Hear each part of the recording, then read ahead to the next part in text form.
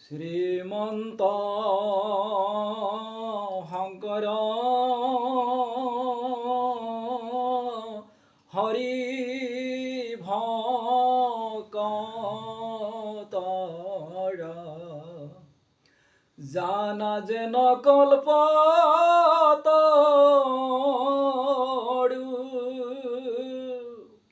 তাহান্ত বিনাই নাহি নাই নাই আমার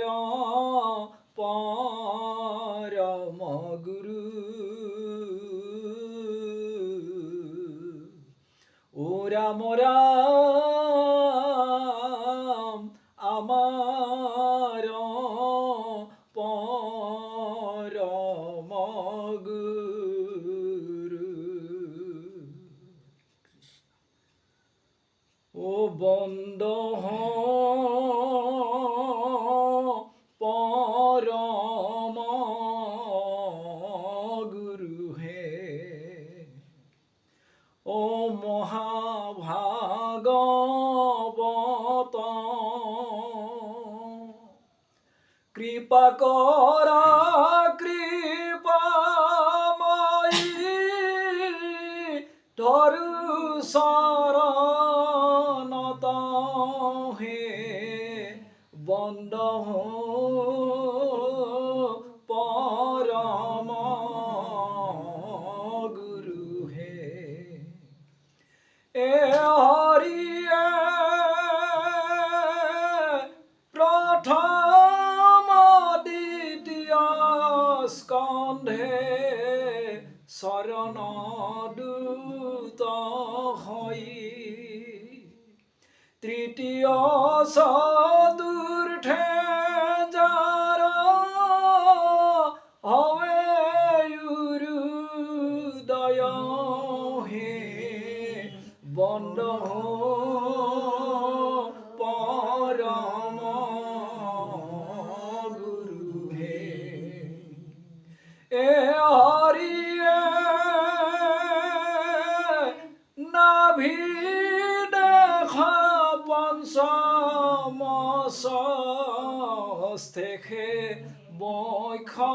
বৈক্ষস্থল সপ্তময় অষ্টমে কর কমল যুগল হে বন্দ পরম গুরু হে এ হরিয়ে কণ্ঠ দেখন মদ খমে যার তুণ্ড একাদশে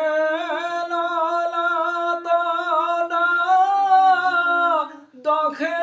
ভৈল মুণ্ড হে বন্দ পরম গুরু হে এ হরিয়ে হেন ভাগবতর রতি মনোহর তমাল দৃখাবর্ণ শ্যাম কালে বর হে বন্দ পরম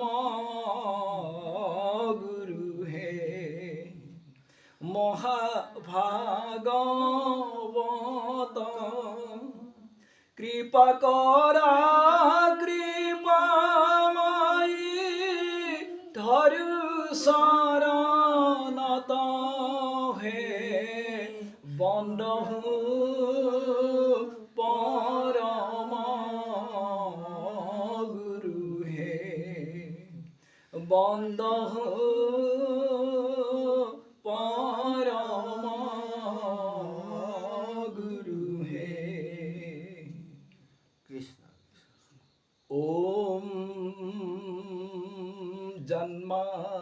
দৃশ্য যত ঘন্নয়াদিতারত স্বাৰ্থস্য ভিজ্ঞ সৰাত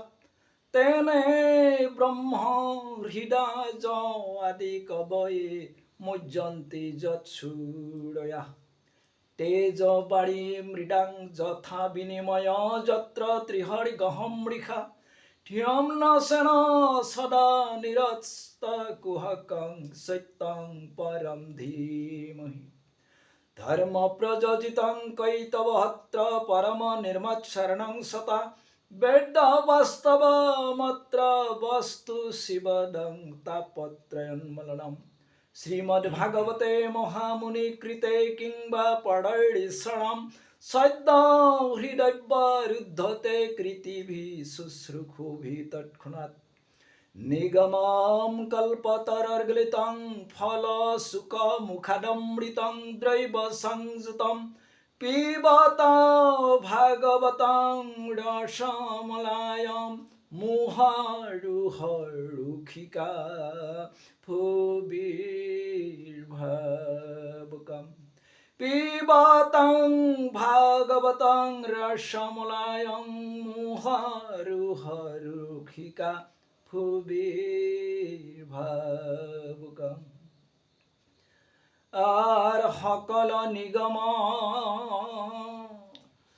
অকল্পতরু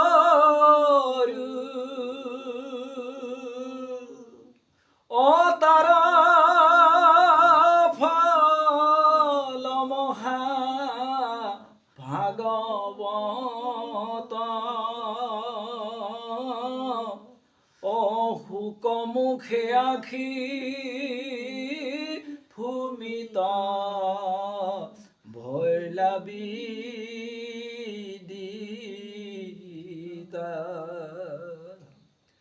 রখত সতুর অজিত জন অকৃষ্ণ শরণে দিয়া মন পরম সন্তোষে পিয়ক রক্ষয়মৃত রাম পরম সন্তোষে পিয়ক রক্ষয়মৃত। প্ৰণাম ভক্ত বৈষ্ণৱৰ শ্ৰীচৰণত আমি সেৱা নিবেদন জনাইছোঁ আৰু শ্ৰোতা পাঠক পাঠিকা সমস্তলৈ ভক্ত সমস্তলৈ আমি সেৱা নিবেদন জনাইছোঁ। আজি আমাৰ অনুষ্ঠান টিপলাই নিবাসী কুমুদ চন্দ্ৰ নাথদেৱৰ গৃহত তেওঁৰ সংগী বাপ আৰু এজন গৃহাগত হোৱাত পৰমানন্দ সুখে ভগৱন্তৰ শ্ৰীচৰণৰ গুণজক কীৰ্তনৰ ৰসমৃত পাণৰ অৰ্থে যৎকিঞ্চিতভাৱে ইয়াতে ভাগৱত শ্ৰৱণ কীৰ্তনৰ প্ৰয়াস কৰিছে। ভগৱন্তৰ কৃপা গুণে সমস্তৰে পৰমানন্দ প্ৰেমৰস নিৰ্গত হওক, এইখিনিকে আমি আশা কৰিছোঁ। আৰু ভকত বৈষ্ণৱৰ শ্ৰীচৰণত সেৱা নিবেদন জনাই আজি আমি তৃতীয় স্কন্ধ ভাগৱতৰ আমি যৎকিঞ্চিতভাৱে পৰ্যালোচনাৰ কাৰণে আগবাঢ়িছোঁ। শিৱ ব্ৰহ্মা বিষ্ণুৰ স্তুতি, আৰু এই শিৱ ব্ৰহ্মাৰ বিষ্ণুৰ স্তুতিৰ পৰ্যালোচনাখিনিত আমি ভক্ত বৈষ্ণৱৰ দিহা পৰামৰ্শ শিৰগত কৰিছোঁ আৰু ভগৱন্তৰ শ্ৰীচৰণত শিৰ নত কৰি পাঠৰ পিনে আগবাঢ়িছোঁ। কৃষ্ণ মাধৱ।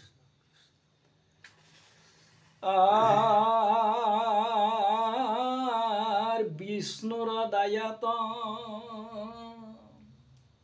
অভৈল শান্তমতি অচেতন পাইলন্ত গাত পৰম ঈশ্বৰ জানি সচকিতে অজুৰিলন্ত জোৰ হাত আৰ দণ্ডবতে পাশে অপৰিয়া ভূমিতা উঠি উঠি কৰে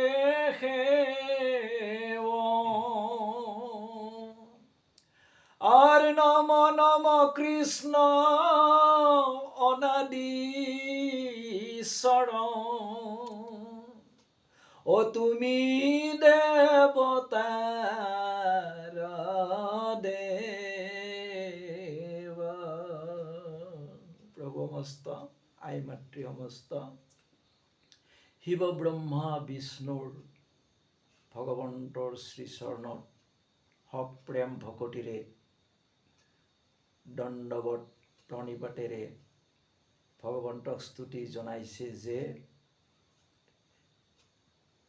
আপুনিয়ে অনাদি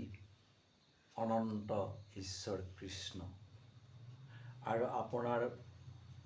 পৰিচিত হৈ আপোনাক পাই আমি নথৈ আনন্দিত সেইবুলি শিৱ ব্ৰহ্মা বিষ্ণুৰ স্তুতি আৰম্ভ কৰিছে কৃষ্ণ আৰ তোমাক নজানি অপূজে আন দেৱ যত মহামূৰ লোক যাৰ নাম মাত্ৰ স্মৰণে হৰই ও জগতরে ভয় হোকা ও রাম এহি রূপে প্রভু অবিয়া অনন্ত কৌতি ব্রহ্মাণ্ড আর তুমি ব্রহ্মতত্ত্ব যতেক জগত ও তোমারে খে ক্রীড়া ভাণ্ড কৈছে ব্ৰহ্মা বিষ্ণু শিৱৰ স্তুতিত তেওঁ তিনিজনে কি কৈছে যে অনাদি অনন্ত ঈশ্বৰ কৃষ্ণ সৰ্বঘটতে বিৰাজমান হৈ আছে আৰু কৈছে যে তেওঁৰ ক্ৰীড়াৰ ভাণ্ড বুলি কৈছে অৰ্থাৎ যত জীৱ তত শিৱ ৰূপে তেওঁ বিৰাজমান হৈ আছে আনপিনে শিৱৰ লগতো আছে ব্ৰহ্মাৰ লগতো আছে বিষ্ণুৰ লগতো আছে আৰু এই জীৱৰাশিৰ লগতো পৰমাত্মা ৰূপে তেওঁ ক্ৰিয়া কৰি আছে এই ক্ৰীড়াৰ ভাণ্ডৰ ৰূপত তেওঁ আছে এই কথাখিনি তেওঁ সমস্তই বুজি পালে বুজি পাই স্তুতি কৰিছে আৰু কৈছে যে তোমাক নাজানি আমি বা জগতৰ লোকে আনক ভজি আছে অন্য দেৱ দেৱীক ভজি আছে বা আমাক ভজি আছে আমিও যে মায়াৰ মাজতে আছো যে ব্ৰহ্মা আদি কৰি জীৱ যত ৰাম ৰাম ৰাম ৰাম ৰাম মায়া সজ্জা মাজে আশ্ৰয় ঘুমতি যায় তুমি হে চৈতন্য তেমে চৈতন্য গতিকে ব্ৰহ্মা বিষ্ণু মহেশ্বৰেও কৈছে যে আমি স্বতন্ত্ৰ নহয় তেওঁহে স্বতন্ত্ৰ আমিও মায়াৰ মাজতে আছো কিন্তু আমাক কোন সময়স্থই ভজি আছে যিসকলে এই তত্ত্ব কৃষ্ণ তত্ত্ব পোৱা নাই সেই সমস্তই অন্য দেৱ দেৱী এই সমস্তক ভজি আছে জগতৰ লোকে গতিকে তেওঁলোকৰ তিনিজনৰ মুখেৰে এই কথাখিনি কৈ আছে আৰ নানা শাস্ত্ৰ হবে কৰে মতি ভেদ অনুবুজি তত্ত্বত মাৰ তাকে সত্য মানি মূঢ় যত প্ৰাণী বলে ব্ৰহ্ম নিৰাকাৰ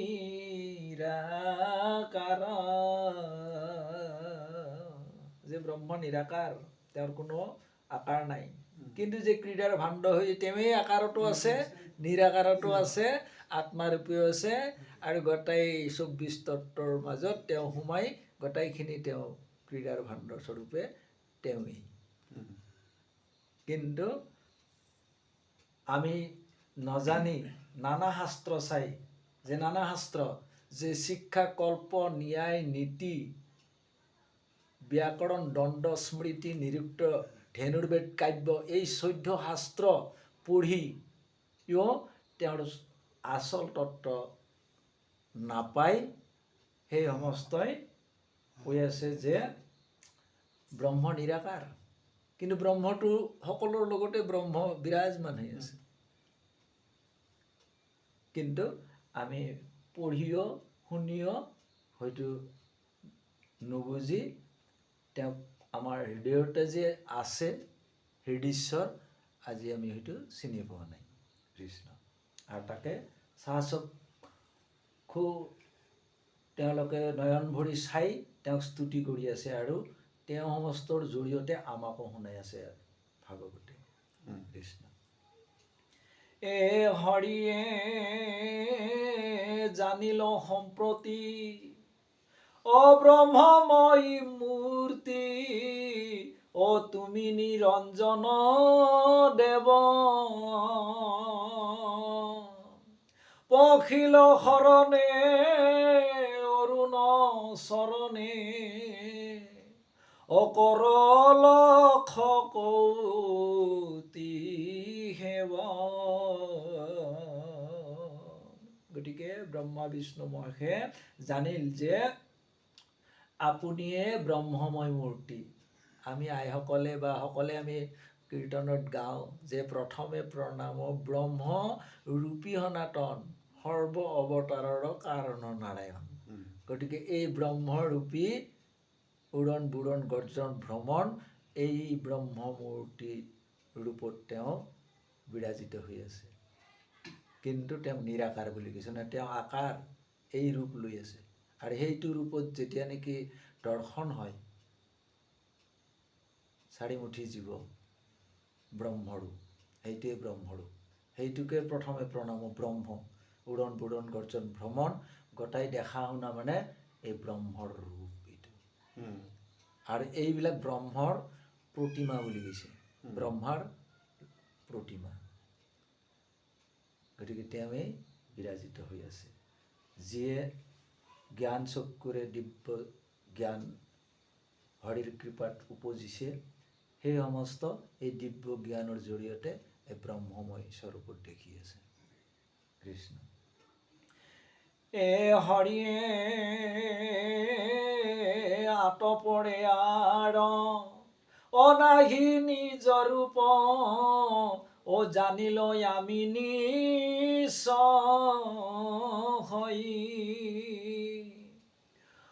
এহিত ৰূপক নজানে যিজনে অনতৰে সংসাৰ ভয় এই ৰূপটা যিজনে নাজানে যিজনে নেদেখে এই সংসাৰৰ পৰা তৰিব নোৱাৰে আৰু সংসাৰ চক্ৰৰ যিটো ভয় এই ভয়ত মানে ত্ৰাহি মধুসূদন হৈ মানে সংসাৰ চক্ৰতে ভ্ৰমি আছে কিন্তু এই স্বৰূপটো যেতিয়া নেকি দৰ্শন হ'ব স্বৰূপ যে ভাইমুখে ৰাম বোলা হৃদয় ধৰা ৰূপ এতেকে মুকুটি পাইবা কহিল স্বৰূপ এই স্বৰূপ তেওঁৰ এই ব্ৰহ্মময় এই স্বৰূপটো যেতিয়া দেখিব তেতিয়া সংসাৰ চক্ৰৰ ভয়টো নাথাকে পৰীক্ষিতে যেনেকে তক্ষকৰ দংশনৰ ভয় পৰা আঁতৰিছিল কাল সৰ্পৰ যিটো দংশন, তক্ষকৰ দংশনৰ, এইবিলাকৰ পৰা তেওঁ মুক্ত হৈ ব্ৰহ্মতে একমতি হৈছিল। ব্ৰহ্ম দৰ্শন হৈ এইটো ৰূপত তেওঁ নিৰ্ভয় হিচাপে তেওঁ অভয় চৰণত, অভয়, তাৰ ভয় নাই, এই অভয় চৰণতে তেওঁ শৰণাপন্ন হৈ এই অভয় ব্ৰহ্মক দেখি তেওঁ পৰম গতি লৈছিল, এই ব্ৰহ্মতে লীন হৈছিল কৃষ্ণ। এ হৰিয়ে প্ৰকৃতিৰ তুমি অনিয়ন্তা ঈশ্বৰ, তুমি সনাতন স্বামী, আৰ কৰিয় কগতি ত্ৰিজগতপতি, অহৰণে পখিল আমি। প্ৰকৃতিৰ তুমি নিয়ন্তা ঈশ্বৰ, যে প্ৰকৃতি পুৰুষ দুয় নিয়ন্তা মাধৱ, সমস্তৰে আত্মা হৰি পৰম বান্ধৱ। গতিকে প্ৰকৃতিক তেওঁ কটাক্ষ দৃষ্টিৰে সৃজন কৰিছিল, আৰু প্ৰকৃতিকে আশ্ৰয় কৰি এই ব্ৰহ্মময় ৰূপত তেওঁ আছে, এইটো স্বৰূপ। আৰু এইটো জানি ব্ৰহ্মা আদি কৰি সমস্তই শৰণাপন্ন হৈ তেওঁকে মাত্ৰ ভজি আছে। কিন্তু আমি নুবুজি জগতৰ লোকে অন্য দেৱ দেৱীকে ঈশ্বৰ জ্ঞান কৰিছোঁ, কিন্তু তেওঁ সমস্ত ঈশ্বৰৰে মানে কৈছে যে অংশ, এই তিনিজন অংশ, যদিও ব্ৰহ্মা আৰু হৰ তেওঁৰ অংশ, কিন্তু বিষ্ণু একে আত্মা বুলি কৈছে। বিষ্ণু আৰু তেওঁ এক আত্মা, আৰু ব্ৰহ্মা আৰু হৰহে অংশ। গতিকে এই তিনিও মিলি স্বৰূপ আমাক দৰ্শন কৰাইছে, তেওঁৰ ৰূপটো দৰ্শন কৰাইছে। তেওঁলোক যদি এইবিলাক স্তুতি নকৰিলে হয়, আমি হয়তো নাজানিলোঁ হয়। তেওঁলোককো আমি ঈশ্বৰ জ্ঞান কৰিব লাগে। ঈশ্বৰ জ্ঞান কেনে, যে তেওঁ সমস্ত যিহেতুকে অংশ আৰু তেওঁৰ একে আত্মা, সেইকাৰণে হৰি গুৰুক, হৰি আৰু গুৰু এক আত্মা, হৰি গুৰুক ঈশ্বৰ জ্ঞান কৰিব দিছে কৃষ্ণ। এ হৰিয়ে অ তিনি গুণে তিনি, অ দেৱক সৃজিলা, অ কৰোৱাৱে কন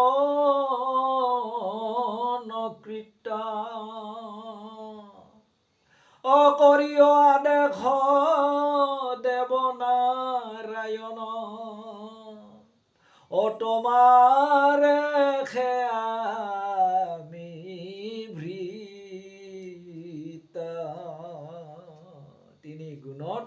তিনিও দেৱক আমাক সৃজন কৰিলে। গতিকে আমি আপোনাৰ ভৃত্য, আৰু আমি কি কৰিব লাগে আপুনি আদেশ কৰক, আদেশ কৰক, তোমাৰ ভৃত্য আমি।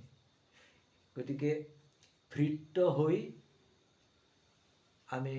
এই তেওঁৰ সৃষ্টিত আমি ভৃত্য হৈ তেওঁৰ কাৰ্যত আমি ক্ৰিয়া কৰিব লাগে। তেতিয়াহে বা আমাৰ আজি এই গৃহবাসখন ভগৱন্ত গৃহ, এইখন গৃহবাস, এইটো জ্ঞান কৰি যেতিয়া নেকি আমি বিষয়খন ভগৱন্ত বিষয় জ্ঞান কৰিম, তেতিয়া কি হ'ব, ভগৱন্তই তেতিয়া সাদৰি লয়, আৰু তেতিয়াতে নিজ গুণে তেওঁৰ স্বভক্তক আচল মাৰ্গত তেওঁ তেতিয়া দৰ্শন কৰায় বা হাঠায় কৃষ্ণ। এ হৰিয়ে অ এতে কাঁ বলন্তে, অ লতক বজাই, অ প্ৰেমে গদ গদ মাত, অ মৌন হুয়া ৰইলা তিনিও দেৱতা, অ পুতাঞ্জলি ধৰি হাত, অ মৌন হুয়া ৰইলা দেৱতা অপুতাঞ্জলি ধৰি হাত কৃষ্ণ মাধৱ কৃষ্ণ মাধৱ